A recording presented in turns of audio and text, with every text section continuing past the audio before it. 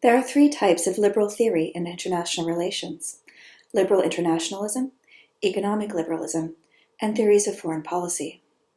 In this video, I discuss economic liberalism, the idea that economic interests shape international relations. This theory is often simplified to the idea that economic interdependence leads to peace, but in this video I provide more structure to that theory and discuss how economic interests can lead to both cooperation and conflict. In doing so, I draw heavily from the work of Andrew Moravcsik. Like all theories, economic liberalism makes several assumptions about the nature of the international system and the groups that participate in it. Liberalism assumes that the key players in international relations are interest groups. The global economy creates winners and losers within and across countries, and the winners determine international relations. So while realism focuses on relations between states, liberalism focuses on interest groups and how they define state action. Both theories, however, assume that these actors are rational actors. They make strategic calculations based on their interests. Liberalism argues that states decide how to act in the international system. They define their national interest based on the interests of groups within their countries.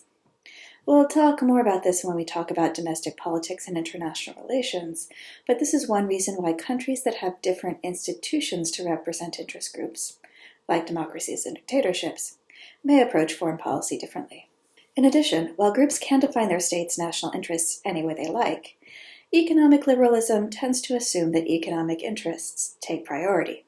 Since it's the economic winners in a country who have the power to shape policy, they will take steps to maintain that economic and political power. So while realism tends to focus more on military power as being decisive, liberalism argues that economic power matters more.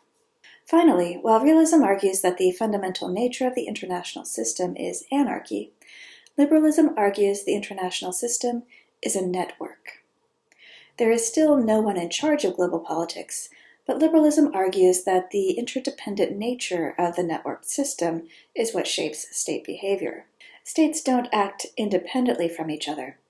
Instead, their economic, cultural, and informational connections influence the choices leaders make for their nations. Combined, these assumptions point to certain behaviors. Economic liberalism argues that states decide on their actions based on rational cost-benefit analysis.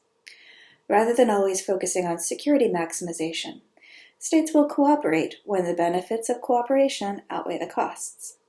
They will be in conflict when the benefits of cooperation are low. Ultimately, it is the nature of the international economic system that determines both sides of that cost-benefit equation. When the international system is based on monopoly control of natural resources, imperial control of territory, and slavery, economic leaders benefit from conflict and expanding that monopoly control. When the international system is based on free trade and commerce within and among states, however, there can be greater benefits to cooperation. We'll talk about some examples of the application of this theory and whether it accurately reflects the nature of contemporary international relations later in class.